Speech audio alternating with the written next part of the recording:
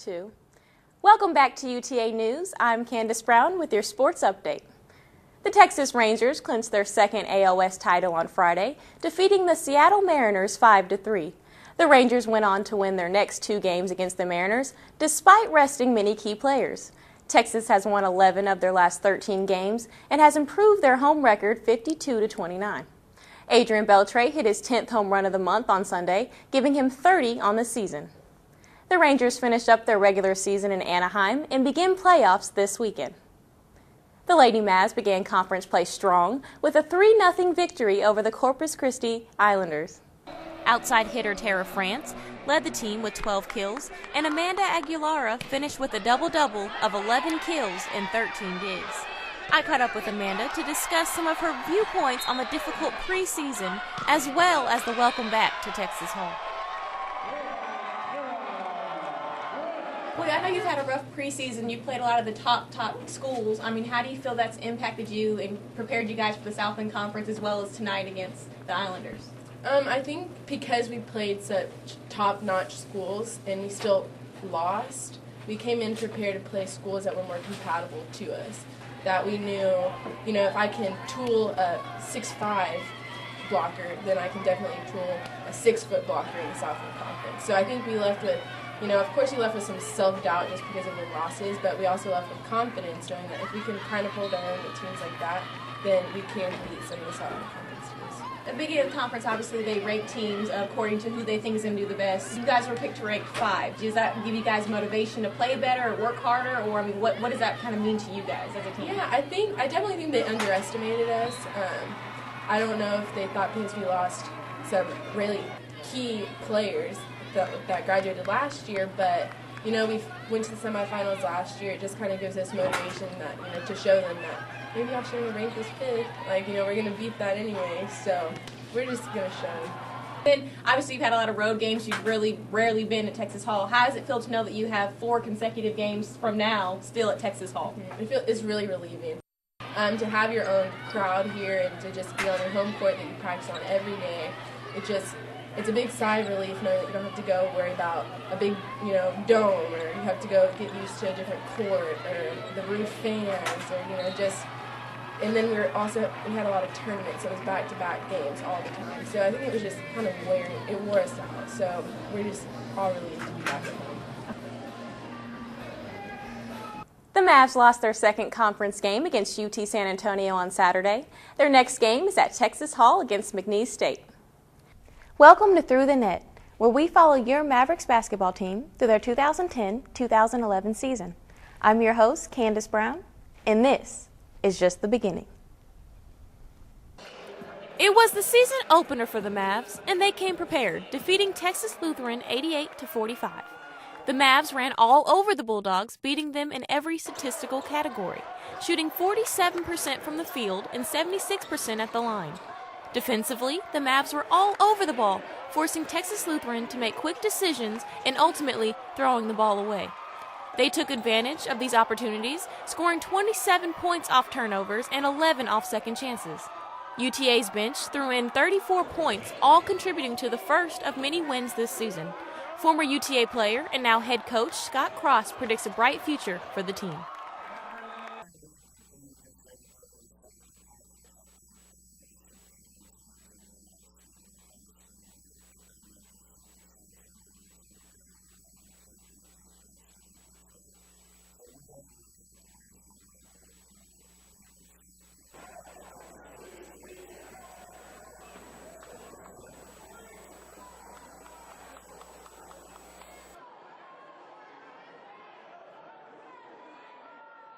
If there was one word to describe the team this season, it would have to be freshman.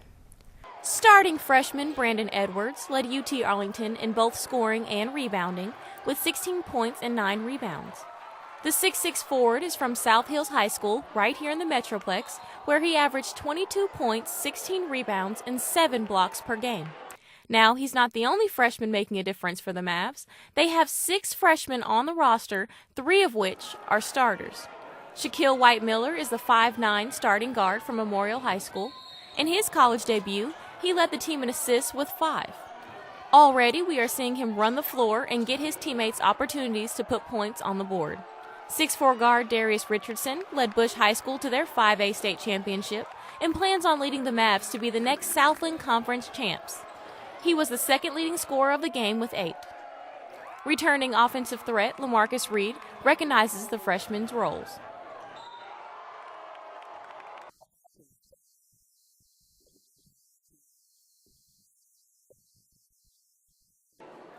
Stuart Lagerson, the freshman from Converse, Texas, stands 7 feet tall and is tied for the tallest Southland Conference player this year. He played just 6 minutes and had 2 rebounds in his debut and is the only true center the Mavericks have. Second-year sophomore guard Armani Williams appreciates the freshman.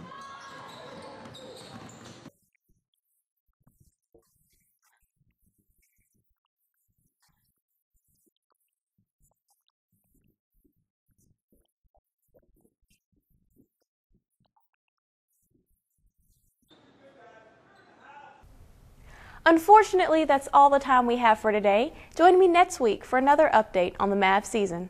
I'm Candace Brown. Thanks for watching.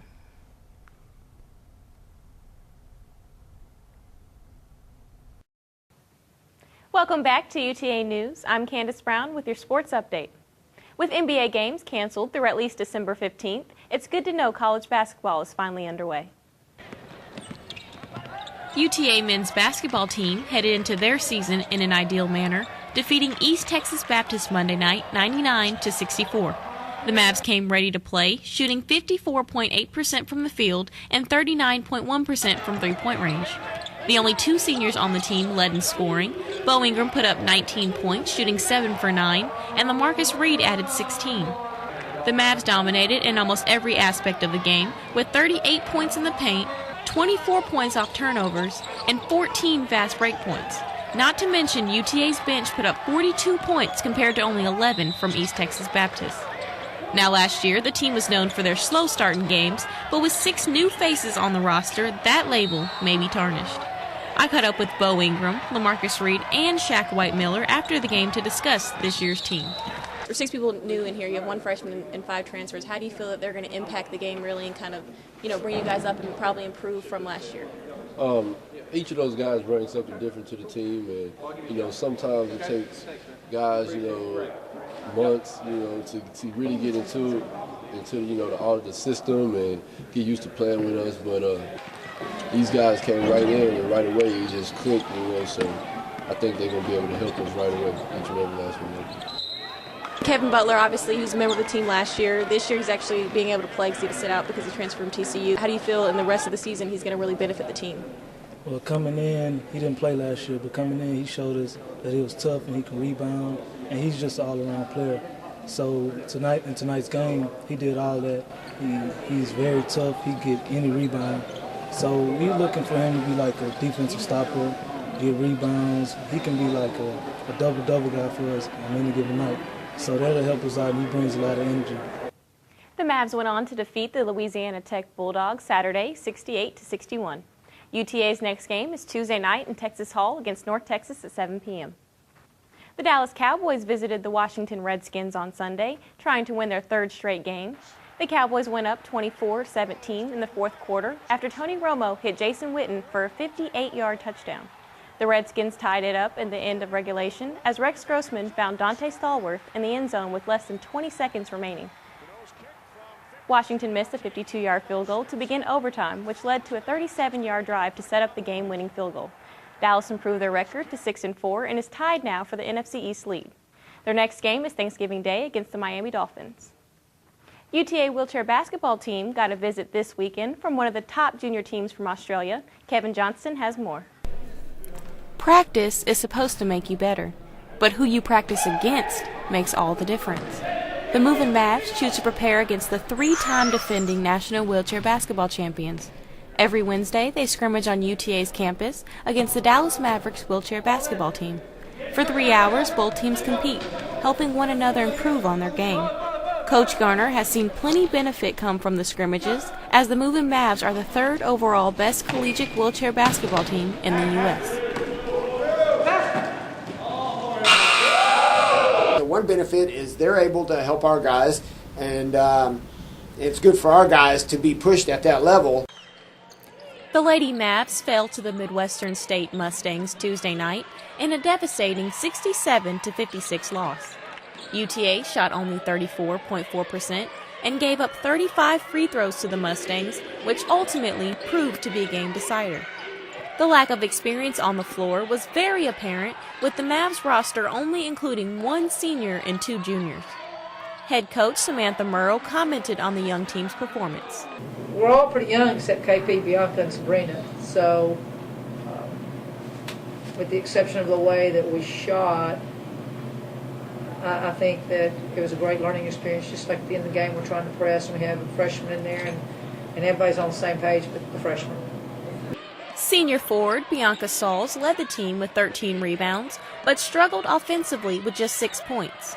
She recognizes her position as a team leader and discusses her feelings on how the team played. You know, this is the first game, right? And thankfully it doesn't count, but it's a learning experience, and we can just move on and forward from there. The morning hours are for preparation. At least that's how head coach of cross country John Sawridge sees it. Cross country has begun 6:30 a.m. practices to prepare for the season opener at Vandergrift Park in Arlington, followed by the Baylor Invitational. Last season, the team placed third overall in the opener and hopes to improve from that this season. With virtually the same roster returning, with a year more experience behind their belts, anything's possible. In track and field and cross country, especially in the endurance events, if you just keep plugging away and can stay healthy, you're going to get better. If you keep working hard, you'll get better. UTA falls once again to a Big 12 team. The Mavs were neck and neck with Texas A&M throughout 9 innings, but the extra inning proved too much for UTA. Both teams were held scoreless for 5 innings until a pickoff throw to first hit the back of an A&M player, allowing the Aggies to score. From there, A&M would pull in 2 more runs and hold the Mavs scoreless for yet another inning. That left the score at 7-4 with UTA's next matchup against Nicholls State. From here at the ballpark, I'm Candace Brown. UTA cheer has been practicing twice a week in order to defend their 2010 NCAA College National Championship. The team is put through rigorous workouts as well as given time to practice their routines for the tournament. They perfect their cheers year-round during the men's and women's basketball games as well as during the women's volleyball games. Returning senior Rachel Osh describes how ready the team is for competition.